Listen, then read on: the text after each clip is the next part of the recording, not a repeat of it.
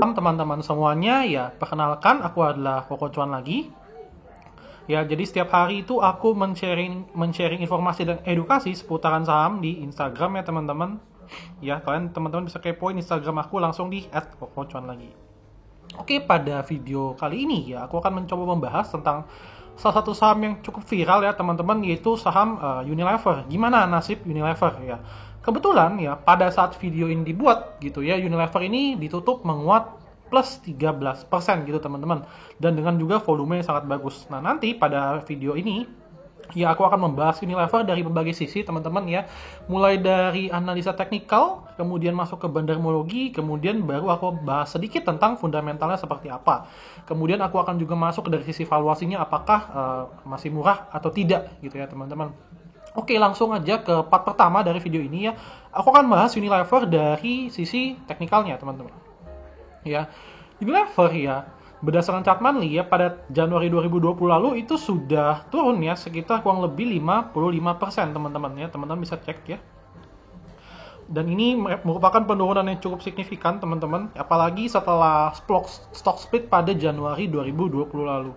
Kemudian pada saat konten ini dibuat ya, kita cek di Stockbit gitu ya, kita cek chartnya. Ya, secara chart ini sebenarnya cukup bagus ya teman-teman untuk Unilever ya. Aku bahas dulu dari yang pertama ya. Kalau misalkan teman-teman lihat di sini, ya di sini ada pola double bottom kecil ya, berhasil di breakout oleh Unilever ya. Yang merupakan tanda pertama yang bagus bahwa memang tren saham itu sudah mulai ada tanda-tanda perubahan teman-teman ya. Kemudian yang kedua, kalau misalkan kita lihat dari sisi trendline ya, trendline ini teman-teman itu juga sudah mulai di breakout teman-teman oleh Unilever ya pada tanggal 5 Oktober lalu ya teman-teman. Pada tanggal 4 Oktober itu sudah di breakout trendline-nya. Kemudian kalau misalkan dilihat dari Fibonacci juga Unilever ini sudah breakout ya, area 23,6-nya. Dan kemudian pada saat konten ini dibuat ya, pada tanggal 7 Oktober teman-teman.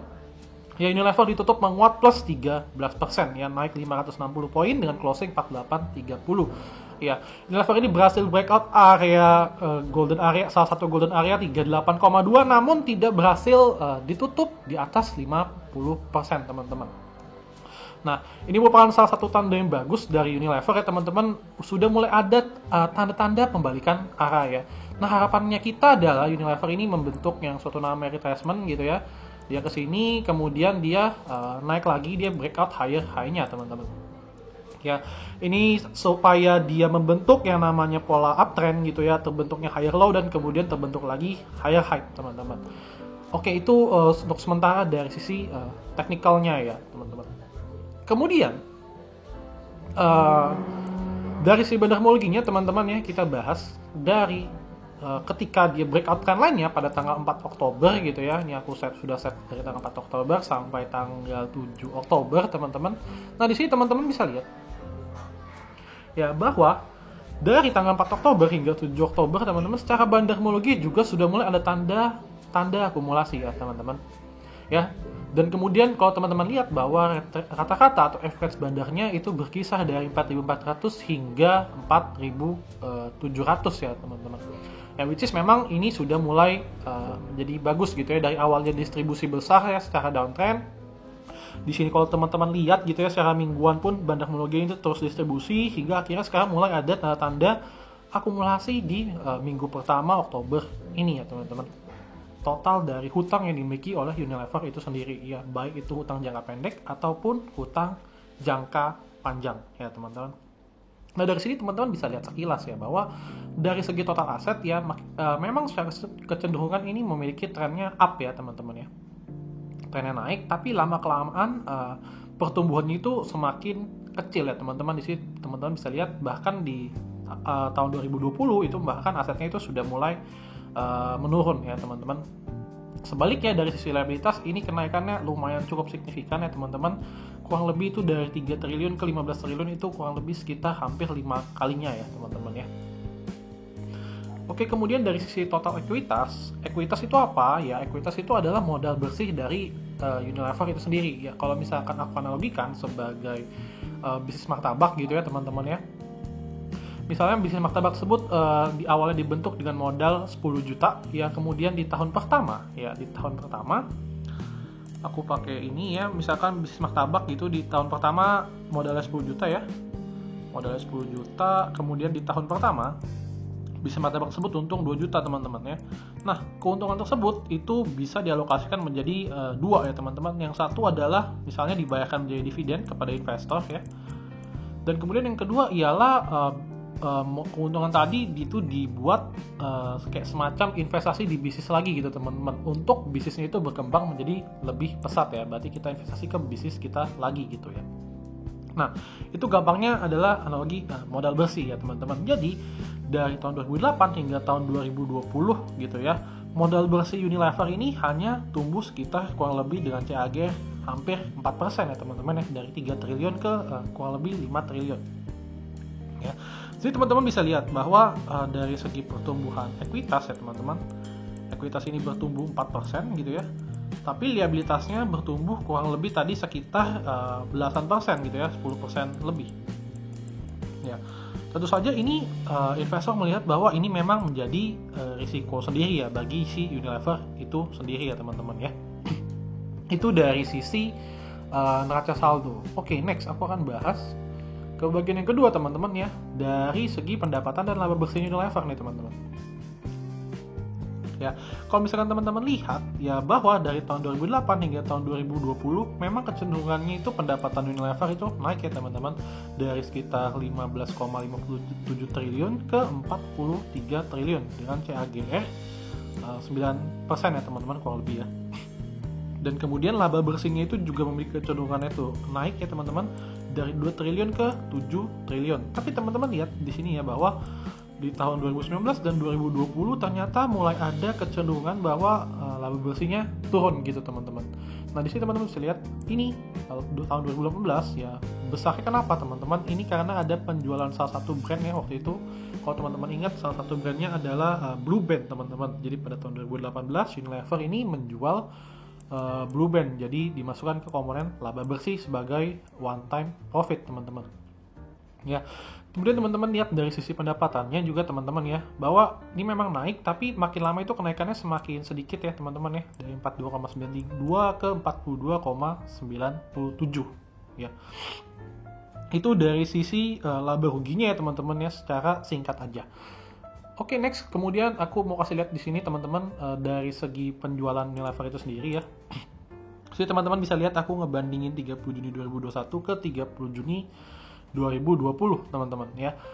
Nah, di sini teman-teman bisa cek bahwa penjualan Unilever itu turun di bagian yang mana sih? Ya, ternyata penjualan Unilever turun itu adalah di bagian home and personal care-nya ya teman-teman. Ya, dari 15 triliun ke 13 triliun teman-teman. Ya. Jika dibandingkan dengan food and refreshment, tentu saja ya ini food and refreshment naik ya teman-teman, tapi ternyata memang turunnya itu yang lumayan cukup signifikan di bagian home and personal care. Nah next, apakah penurunan tersebut jelek gitu ya teman-teman? Nah, dan apakah Unilever itu merupakan perusahaan yang jelek? Jawabannya menurut aku enggak ya teman-teman. Unilever itu adalah perusahaan yang sangat bagus ya. Teman-teman bisa lihat di aplikasi RTI gitu misalnya ya, bahwa Unilever itu menghasilkan return on equity itu sebesar hampir 130 sampai 140% teman-teman kayak kata-katanya. Nah teman-teman bayangin misalnya seperti analogi sebelumnya ya, bahwa aku punya bisnis martabak gitu ya. Aku bangun bisnis tersebut dengan modal 10 juta teman-teman. Ya, kemudian di 1 tahun pertama aku bisa menghasilkan 13 juta gitu loh teman-teman. Ya, jadi dari sini aja ya, ini adalah labanya ya teman-teman, laba bersihnya ya teman-teman. Jadi dari sini aja udah ketahuan bahwa Unilever itu memang sangat profitable ya dari sisi bisnisnya gitu loh. Jadi menurut aku penurunan penjualan tersebut lebih karena memang Unilever belum memiliki chance yang bagus ya untuk bertumbuh ke depannya. Oke, itu dari sisi internal Unilever itu sendiri ya. Nextnya kita akan coba bahas gimana sih comparable-nya sama pesaing-pesaingnya gitu. Oke, kemudian next aku akan bahas sedikit ya tentang dividen gitu. Nah, buat pemula yang belum tahu dividen itu apa, jadi dividen itu ialah pembagian keuntungan ya kepada para pemegang saham teman-teman ya. Pembagian keuntungan kepada para pemegang saham gitu loh, dalam bentuk ya pembagian uang gitu teman-teman. Jadi teman-teman bisa lihat bahwa dari tahun 2016 ke 2019 gitu ya, total dividen yang diberikan Unilever itu, dividen per lembarnya itu memang kecenderungannya naik teman-teman. Tapi di tahun 2020 dan 2021 ini mulai turun ya. Ini kalau misalkan aku menggunakan angka sebelum stock split itu juga memang jumlahnya menurun ya teman-teman. Jadi pada tahun 2019 itu Unilever melakukan stock split gitu ya. Ini kalau nggak salah berarti dividen per share menjadi 1000 dan ini kalau nggak salah menjadi 500 ya teman-teman. Jadi kecenderungannya turun. Ya, apa yang terjadi kalau misalkan dividen yang dibagikan ke investor menurun? Ya, tentu saja investor tersebut ya menjadi ragu nih atas perusahaan yang diinvestasikan. Kenapa sih buang investasi di Unilever gitu ya? Harapan gue adalah tiap tahun dividen naik ya. Tapi malah faktanya itu malah makin turun gitu loh. Apakah ada sesuatu dengan perusahaan Unilever ini? Iya. Jawabannya balik lagi ya teman-teman, kita lihat bahwa di depan bahwa memang dari sisi penjualan dan laba bersihnya itu sudah mulai stagnan gitu loh, atau belum adanya pertumbuhan lagi yang signifikan. Ya. Oke, next aku mau bahas tentang valuasi teman-teman. Ya, murah atau mahal. Ya, ngomongin murah atau mahal ya tentu saja teman-teman gampang nih ya. Pertama teman-teman tinggal ngebandingin nih sama rata-rata ya pergerakan harga sahamnya selama beberapa tahun terakhir gitu ya. Gimana sih respon pasar atas saham perusahaan Unilever ini selama beberapa tahun terakhir? Ya. Kemudian yang kedua teman-teman bisa ngebandingin nih sama pesaing-pesaingnya gitu seperti apa. Apakah memang di industri sejenisnya Unilever ini sudah tergolong sebagai perusahaan yang memiliki valuasi yang mahal atau tidak? Nah, dari sini aku mau coba bahas dulu dari sisi masa lalunya ya teman-teman ya. Nah ini dari sisi price to earning ratio gitu teman-teman, Unilever itu berada di angka per 29,81 kali ya, merupakan per terendah selama 10 tahun terakhir teman-teman.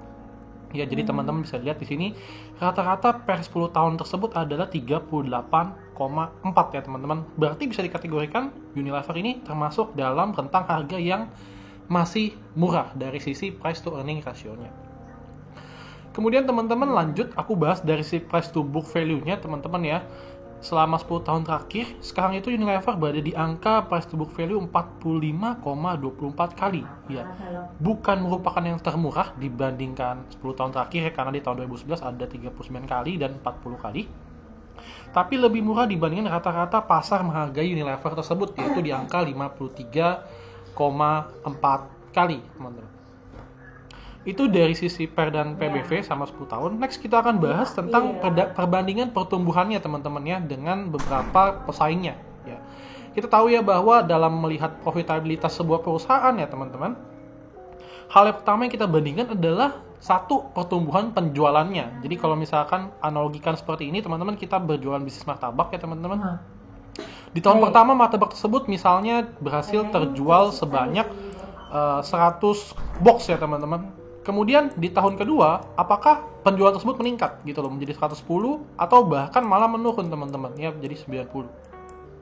Nah, di sini aku mau cek dari dua indikator ya teman-teman. Yang satu adalah pertumbuhan penjualan dan kemudian yang kedua ialah pertumbuhan modal bersih dari perusahaan tersebut ya, Unilever dibandingkan dengan pesaingnya. Oke, langsung aja kita bahas teman-teman ya. Di sini bisa kelihatan teman-teman, aku ngebandingin antara 4 saham ini ya. Yang pertama Unilever, kemudian UCBP, Mayora dan ULTJ teman-teman ya. Keempat perusahaan ini merupakan satu sektor ya teman-teman, yaitu di sektor consumer goods ya. Dari tahun 2012 hingga tahun 2020 teman-teman bisa dilihat bahwa ya Unilever ini pendapatannya tumbuh dengan nilai paling kecil ya teman-teman dibandingkan pesaingnya, yaitu ini dari sisi CAGR-nya aku lihat ya teman-teman ya.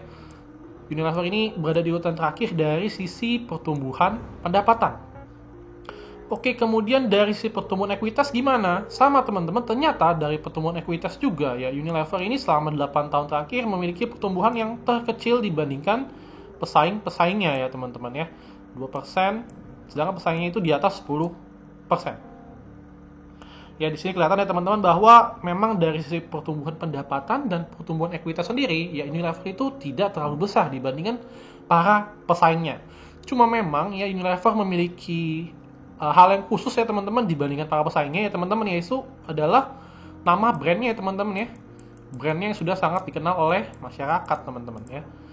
Ketika memang seseorang baru belajar saham, pasti akan dikenalkan sama perusahaan namanya Unilever gitu loh.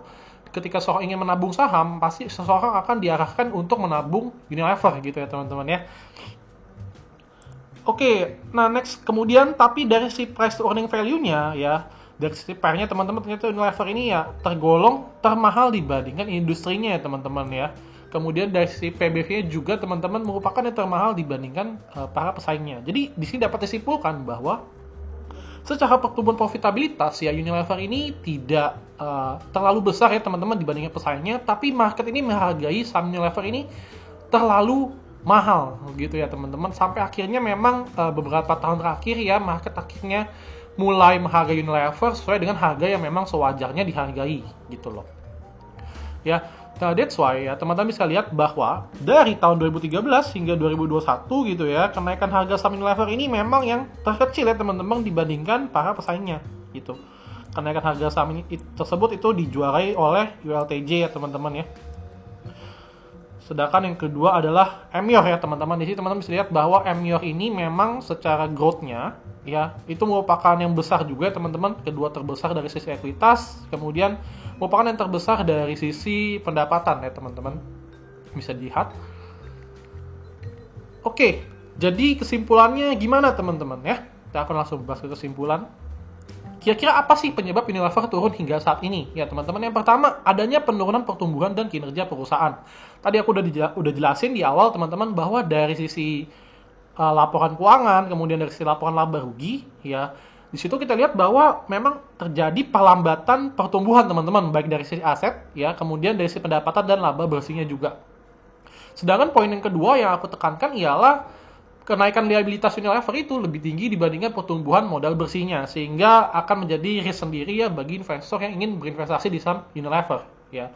Kemudian yang kedua teman-teman ya, Unilever ini memiliki valuasi yang premium teman-teman di industrinya ya, dengan pertumbuhan yang rendah dibandingkan dengan pesaing lainnya. Tadi aku udah jelasin ya teman-teman sebelumnya bahwa memang secara data gitu ya, pertumbuhan pendapatan dan pertumbuhan modal bersih Unilever itu di bawah dengan pesaing-pesaing lainnya teman-teman. Ya kemudian yang ketiga ialah pembagian dividen Unilever itu tidak semenarik sebelumnya ya teman-teman. Jadi secara historical ya dividen per share yang dibagikan oleh Unilever itu semakin lama semakin turun ya teman-teman. Jadi meskipun sudah terjadi stock split juga dividen yang dibagikan itu semakin menurun ya. Jadi apalagi alasan investor untuk memegang Unilever ya. Pertama itu sudah valuasinya premium, kemudian yang kedua ialah dari sisi pembagian dividennya juga menurun. Kemudian yang ketiga tadi ya pertumbuhannya itu sudah stagnan ya teman-teman, atau bahkan cenderung ke arah menurun. Ya. Kemudian yang keempat ini ya adanya kenaikan bahan baku ya teman-teman, seperti CPO, minyak dan gandum ya. Nah, kita tahu ya bahwa memang sekarang ini komoditas harganya lagi naik lumayan tinggi ya teman-teman. Akibatnya memang mempengaruhi juga cost dari Unilever itu sendiri. Ya. Kemudian, apakah Unilever ini masih bisa naik teman-teman? Jawabannya bisa ya tentu aja teman-teman. Karena satu, dari sisi PER dan PBV itu merupakan ya sudah mulai murah ya teman-teman dibandingkan rata-rata selama 10 tahunnya. Ya, tapi Unilever tersebut masih membutuhkan adanya sentimen positif nih teman-teman ya. Ya, jadi Unilever memang masih membutuhkan adanya sentimen positif. Ya, kemudian Unilever tersebut harus bisa yang namanya mengakuisisi brand baru nih teman-teman, untuk mengunlock ya potensi perusahaan ke depannya, sehingga growth perusahaan ini kembali lagi menjadi positif ya teman-teman. Jadi itu aja ya video kali ini tentang penjelasan Unilever dari aku teman-teman ya. Like kalau suka ya, kemudian kita juga bisa diskusi di kolom komen, dan kemudian jangan lupa untuk subscribe ya teman-teman ya. Terakhir ya teman-teman, bahwa konten ini bukan merupakan ajakan jual atau beli saham, tetapi hanya berupa konten informasional aja dan konten edukasi ya teman-teman. So jangan lupa juga di-share ke teman-teman kalian yang ingin membeli saham Unilever sebagai saham pertimbangannya ya. Oke, thank you teman-teman, see you in the next video.